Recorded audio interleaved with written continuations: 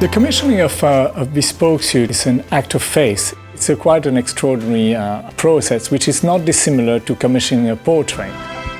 A fully bespoke suit is made for an individual, and when you've experienced that, I think you understand the difference.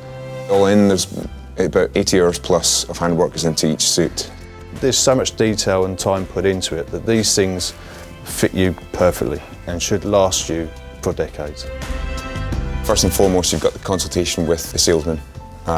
Very important because we have over 6,000 cloths here to choose from. When we measure somebody, we take 30 to 40 measures, as well as noting nuances in their physiques.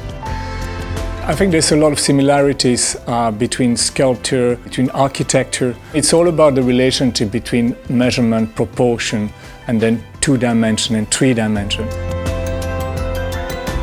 So once the customer's left, we receive the cloth and the measurements and translate that into a paper pattern. This is essentially our Bible. My favourite part of the process is cutting the actual pattern itself. You can lose yourself in that. And we chalk around the pattern, then that goes on to then have the trimmings and internal workings put with the cloth before it's taken down to the tailors, where they sew it together by hand. Once that fitting is done, we will then rip the jacket to pieces. Completely remarked and given back to the tailor for the next stage fitting.